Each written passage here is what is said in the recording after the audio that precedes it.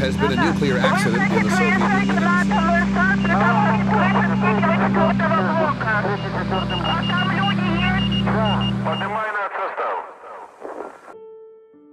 In the early hours of April 26, 1986, in a control room lit by fluorescent panels and lined with rows of analogue dials, Reactor 4 at Chernobyl nuclear power plant was running safety tests that on paper appeared procedural. Within minutes, that routine would unravel. Alarms would begin to sound, power readings would spike beyond belief, and in an attempt to stop what was happening, an emergency shutdown button would be pressed.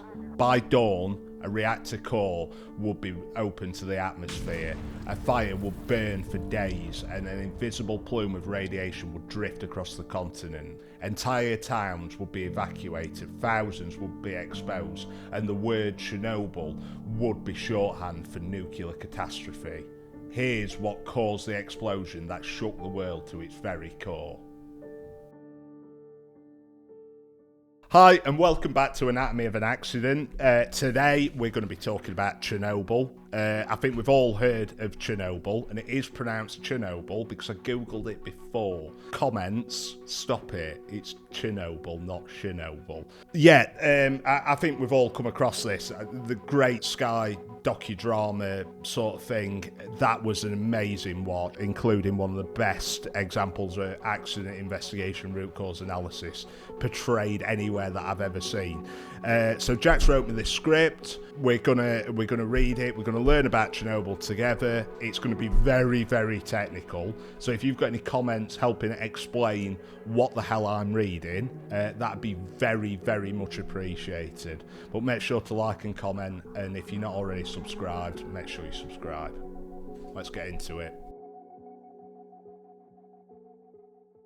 Reactor 4 was an RBMK-1000, a graphite-moderated water-cooled nuclear reactor designed in the Soviet Union during the Cold War, built for efficiency and power output rather than the kind of layered containment and passive safety systems common in Western designs. Two characteristics of this reactor would become decisive. The first was its positive void coefficient, meaning that as water inside the core turned to steam, forming what engineers called voids, the reactor did not calm down, but instead became more reactive, generating even more heat and therefore more steam in a self-reinforcing cycle. The second was a critical flaw in the design of its control rods, which were tipped with graphite. When inserted into the core to shut down the reaction, they briefly displaced neutron-absorbing coolant water before absorbing neutrons themselves, creating a short but powerful spike in reactivity at the moment they were meant to suppress it. So we've got two characteristics here, which if I'm understanding correctly, and please comment and shout at me if I'm wrong, but we've got two critical things that essentially cause spikes in reactivity and therefore power output, which you would have thought is not a great thing if you're trying to control it. I'm trying to get my head around it, you know. Yeah, the chemistry degree don't really help me. I'm not going to lie, this is and that was 12 years ago at this point, and I've not used that chemistry degree since. So when they use words like void coefficients and neutron absorbing coolant, that means absolute truth. You just sit there and eat your apple. These design features were known to some engineer, but they were not fully understood by operators tasked with running the plant. And they're not understood by the man reading this script. It's well over my head, but it does sound negative. It sounds like we've got these two design flaws. We've got this deviation from the Western standard, and I'm not saying that Western designs are always better or anything like that, but there are a difference in the safety systems, and it seems like, and as it says in the script, we've got this where it's built for power output and efficiency rather than the safety of it. So we've got some known flaws in the equipment here that don't sound, to my very, very smooth brain and my limited knowledge, they don't sound like positive things in the design of the reactor itself. The purpose of the test scheduled for April 25th was to determine whether, in the event of power failure, the spinning turbine would generate enough residual electricity to power the reactor's coolant pumps until backup diesel generators came online. It was not an unreasonable test in principle, and it had been attempted before, though unsuccessfully.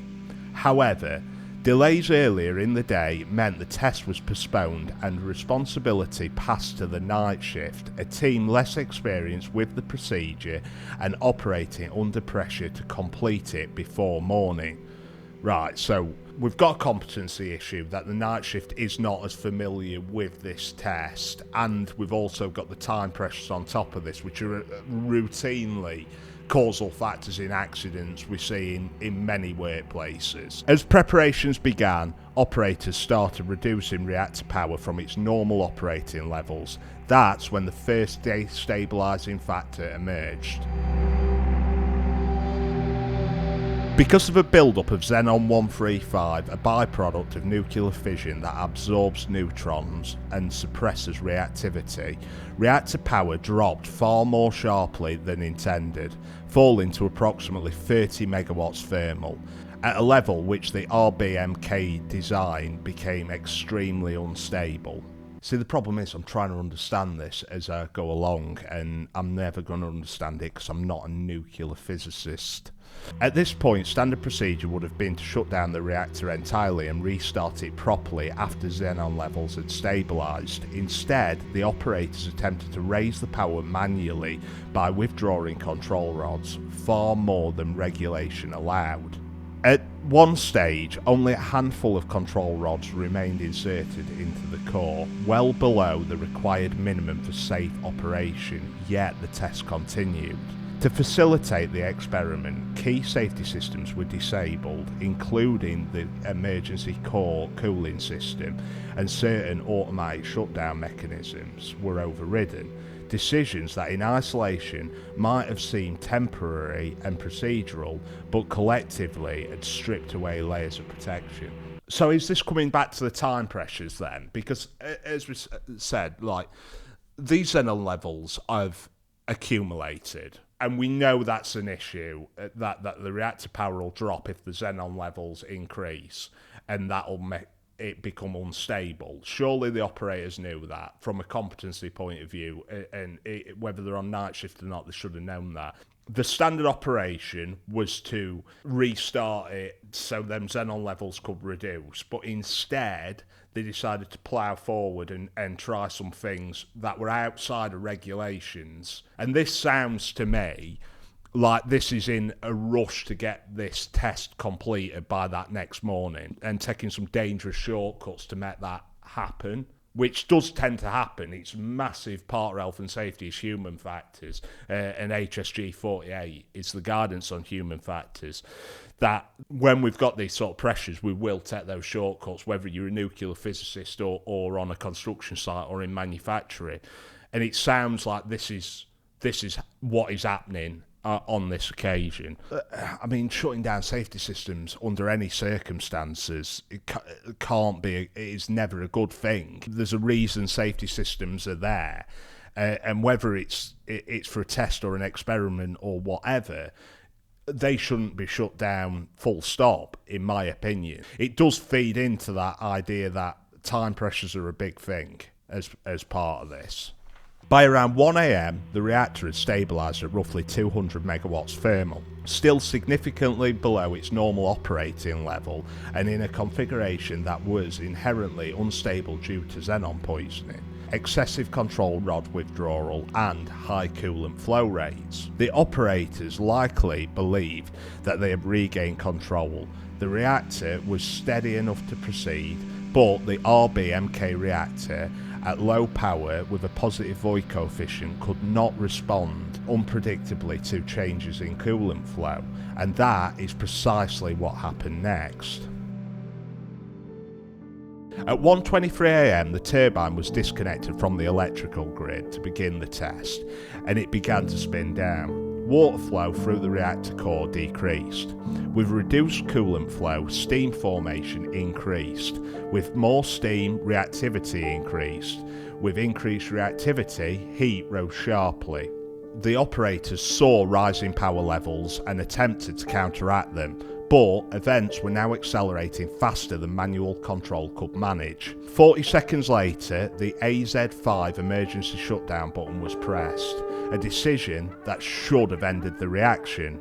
Instead, the graphite tips of the control rods caused a sudden and dramatic spike in reactivity, and they displaced coolant water during insertion. Within seconds, reactor power surged catastrophically, possibly reaching more than 10 times its design limit. Fuel rods ruptured, water flashed instantly into steam, a massive steam explosion tore through the reactor core. A second explosion followed, destroying the reactor building and exposing the burning graphite moderator to the open air.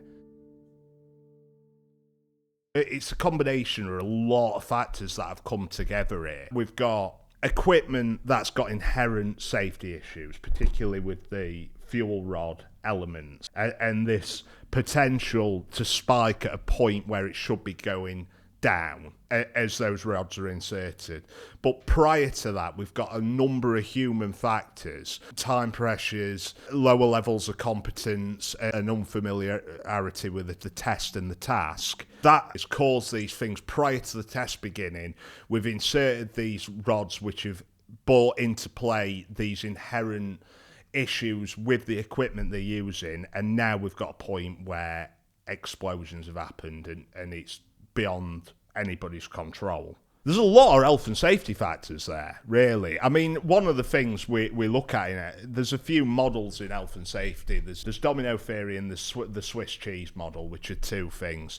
And essentially what they are to demonstrate root causes of accidents. So let's say the domino model. Accidents don't just happen. There's a series of events like a chain of dominoes which are triggered, and there's a chain reaction which leads to that accident. And this is exactly what we're dealing with here. We've got so many different factors. We've got the human factors, the time pressures, the lower levels of competence from the night shift operators in one chain. In another chain, we've got the issues with the equipment and that kind of thing. Those two chains of dominoes have triggered and fallen together to result in this explosion. Inside that control room, there was no single moment of recklessness, no conscious decision to cause harm. Yeah, I agree. I think they were all trying to do the right thing and using their big scientific brains to do so. There were instead incremental steps: lowering power, withdrawing rods, disabling safeguards, proceeding despite instability. Each of these actions was justifiable in isolation, as each was rooted in the belief that the system was ultimately controllable. But the operatives were working with flawed designs, under institutional pressure and without full knowledge of the reactor's most dangerous characteristics. When they pressed the shutdown button, they were attempting to save the reactor. Instead, they triggered its most destructive flaw. I think that summarised it a lot better than my fucking rant about dominoes and Swiss cheese. The explosion killed 2 workers immediately, and in the weeks that followed, dozens of firefighters and plant personnel died from acute radiation poisoning. Entire towns were evacuated, and when all was said and done, over 300,000 people had been displaced. Large areas of Ukraine and Belarus remain contaminated to this day. Chernobyl forced sweeping reforms in reactor design, operational transparency and international nuclear safety cooperation, but it remains a stark illustration of how complex systems fail. Not through a single catastrophic act, but through an accumulation of technical weaknesses, cultural pressures and misunderstood risks. In the control room that night, the operators believed they were managing a routine test. What they were actually managing was a reactor operating at the edge of instability, one design flaw away from disaster. Yeah, and I think Jack hits the nail on the head there. We've got three factors coming together, haven't we? We've got, and to summarise, we've got the design flaws of the equipment, the pressures, and a competency issue and not understanding the risks. And when we bring it away from nuclear reactors and into industries that we might work in the UK, these are some of the bigger causes of accidents that we see in the workplace. Equipment not having inherent design flaws, and all right, we're talking in this one about control rods and things that are beyond most people's understanding and capabilities, but machines that we use in the workplace, whether they be manufacturing equipment, whether they be fork trucks, they can develop those flaws. In this day and age, we don't really have design flaws in the equipment that we purchase because we've got standards that equipment has to be designed to. And the reason for that is to try and prevent these design flaws in the equipment we buy. But we do develop the equipment we see and we work with on a day-to-day basis. It breaks, guarding falls off, and it's up to our teams to check that equipment is still suitable and it's fit for purpose. So the first thing we can take from this for our own workplaces is checking the equipment and make sure it's suitable and it's not causing any other hazards. Second one, cultural pressures. Time pressures are always a big factor in an accident. If a team's got time pressures on them, human factors come into play, and it's human nature to try and get that job done as quickly as possible. And we see it particularly in manufacturing and that kind of thing. When a machine goes down and we've got to get that product out of the door, we need to get that machine up and running as quick as possible. And then we cut corners. We don't do as point of work risk assessments. We don't do as checks on equipment. We don't do all that kind of thing. And we rush it. And safety is one of the first things to go when we start rushing things. So as managers, as directors of the business, you need to make sure that people who are doing tasks have adequate amount of time to do that task, so they're not cutting them corners, so they're not breaching safety protocols, so they're not making misinformed decisions, whether intentional or unintentional, because we all do that when time pressures are involved. And the last one is the understanding of the risks. The guys at Chernobyl, they didn't understand those inherent flaws in that equipment. They didn't necessarily understand those safety risks and understand that putting them control rods in at that point would cause that spike. Necessarily. I'm guessing they didn't know that. Otherwise, it'd be very much purposeful, but making sure that the teams understand those risks. Some of the risks that we see on a day-to-day basis, they blend into the background, and new people coming into the business and that kind of thing might not understand those risks. People may forget those risks. Complacency might come into play and that kind of thing. We need to make sure those risks are communicated on a regular basis. Make sure that risks are documented, that they're acknowledged, not just once every 10 years, but that they're done every year, that we're re-communicating risk assessments out, that we're doing training on those core risks to our staff, so everybody who's working in our workplaces understands that. Toolbox talks are a great way of doing that for businesses. I'm not going to sit here and pretend that I fully understand what I just read by any stretch of the imagination, but I do feel like from my limited understanding, I think we can take a lot from that for his own businesses. So thanks for watching. Put some comments. Give us some comments on what you thought about Chernobyl. If you can clarify anything that I just said and help me to understand that, I would very much appreciate that. But for now, thanks for watching, and I'll see you on the next one.